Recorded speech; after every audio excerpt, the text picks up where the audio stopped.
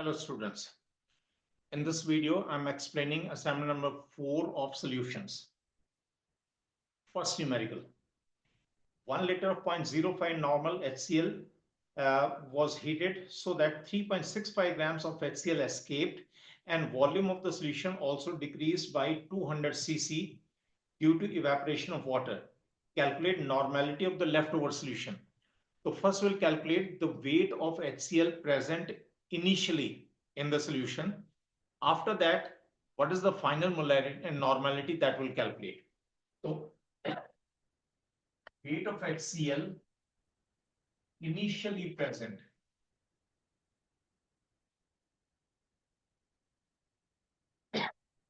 Normality is 0.5 is equal to weight of HCl divided by molecular weight 36.5 into 1000 divided by 1 liter is again 1000.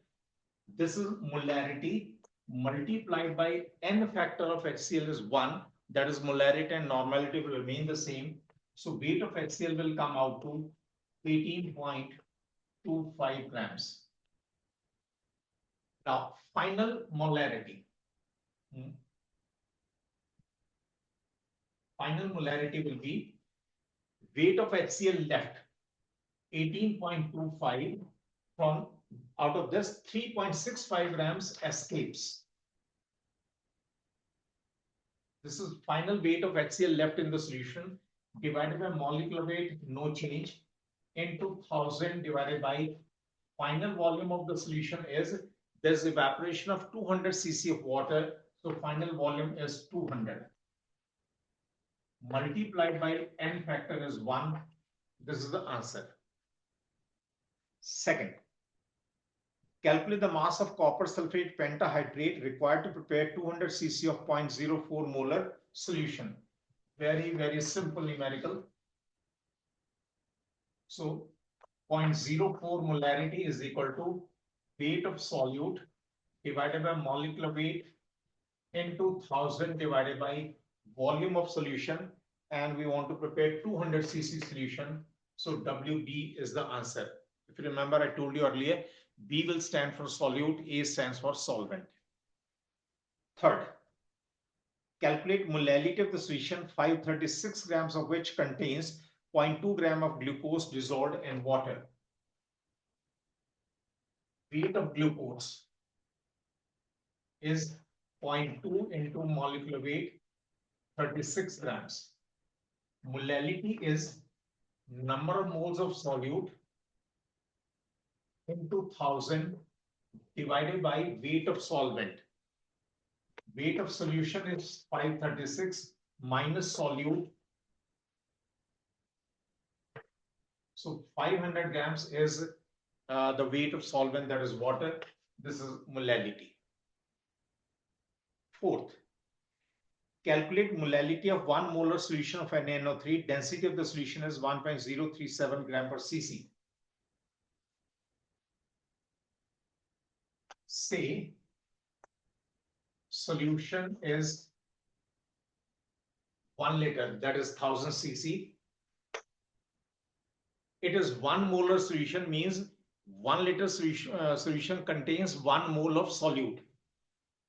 1 mole solute is NaNO3. 1 mole of solute is nothing but 85 grams of NaNO3. Molecular weight is 85. Weight of this solution will be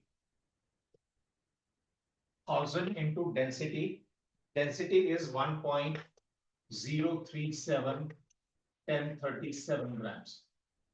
Now we have to calculate molality of the solution. So molality is equal to weight of solute divided by molecular weight into 1000 divided by weight of solvent. Weight of solvent will be 1037 minus solute.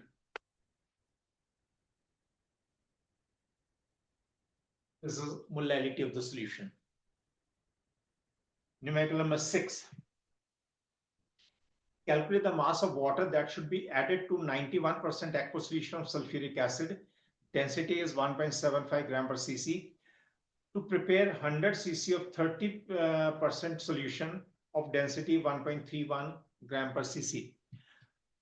First, try to understand what the numerical means. It means we have an initial solution of sulfuric acid, which is at a little higher concentration.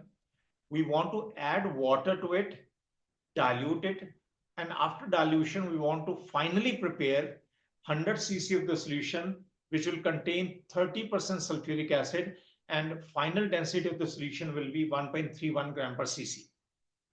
For this, how much water do we need to add? That we have to calculate. See, final weight of solution 100 cc into density 131 grams. Final weight of sulfuric acid. In the final solution of sulfuric acid, what is the weight of sulfuric acid present? It is 30%.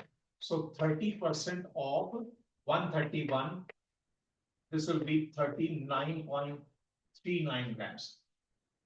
So this 39.3 grams of sulfuric acid will come from the initial solution.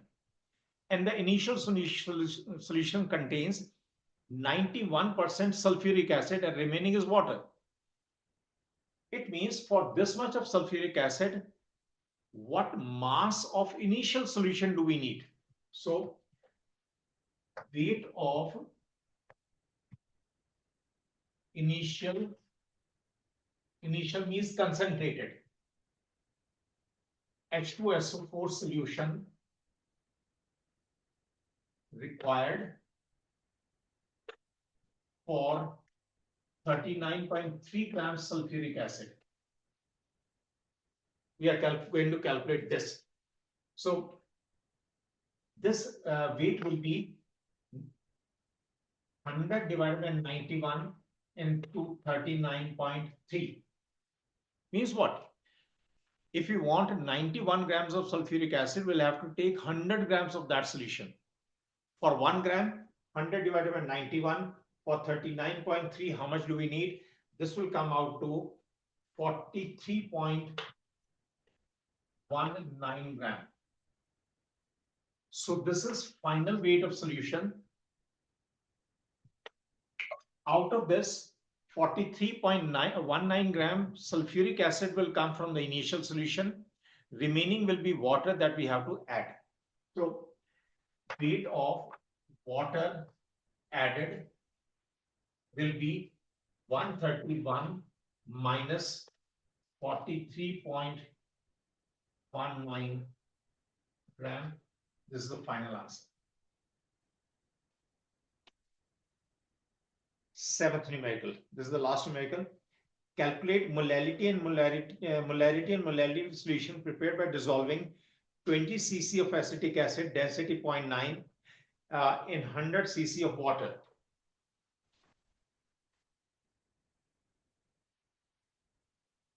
See, weight of acetic acid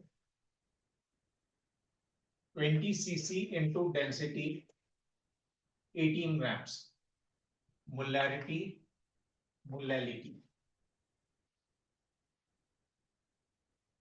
Weight of solute 18 divided by molecular weight of acetic acid 60 into 1000 divided by, in molarity we use volume of solution. Volume of solution will be volume of water plus 20 cc acetic acid. That is, total volume of the solution will be 120 cc. In molality, we use weight of solvent. 100 cc of water is 100 grams of water because density is 1. So these are two answers. Now coming to theoretical questions. Why do we feel uncomfortable in breathing at high altitude? Explain on the basis of Henry's law. See, at high altitude, atmospheric pressure is low. It means partial pressure of oxygen in the atmosphere will also be low.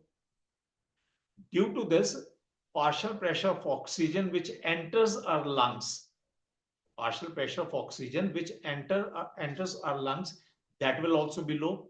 Now, according to Henry's law, if partial pressure of oxygen is low, it means its solubility in body fluids will also be low. And this is the reason our body parts get insufficient supply of oxygen and we feel uncomfortable. Next, second question.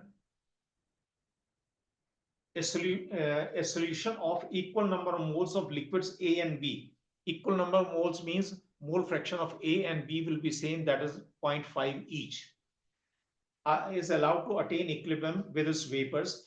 What will be the relative composition of A and B in the vapor phase and liquid phase? If now there are two parts, let me write two equations. We know PA is equal to P naught A chi A, PB is equal to P naught B chi B.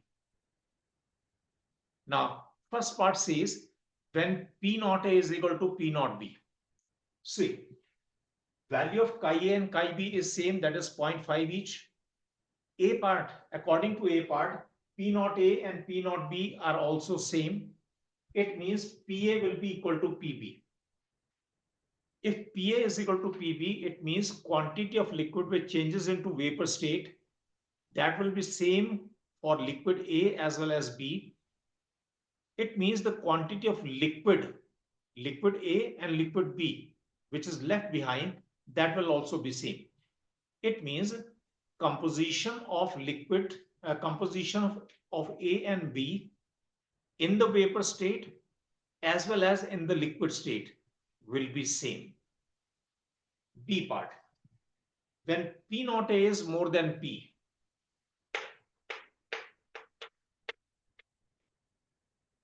now if P naught A is more than P, it means PA will be more than PB, right? PA will be more than PB. If PA is more than PB means vapors of A formed will be more than B. That is, A will be more in the vapor state, less in the liquid state, whereas B will be more in the liquid state and less in the vapor state. There's one more question, third question. Define vapor pressure. How does it vary with temperature and why? This is a simple topic. This you'll find in my teaching video also. Effect of temperature, of course, definition I need not explain here. It's too simple. Effect of temperature, remember, when we increase temperature, intermolecular forces between particles will become weaker. Due to this, tendency of liquid to change into vapors will increase. That is, number of vapors will increase. Number two, kinetic energy of vapors will also be higher at high temperature. So due to this, collisions of vapors with the walls of the vessel will be more, and they will strike walls of the vessel with a stronger force. Impact will be more, and therefore vapor pressure exerted will increase with increase in temperature. Right, that's all about this assignment. Remaining questions will find answers for remaining questions will find in my teaching videos. Right, thank you.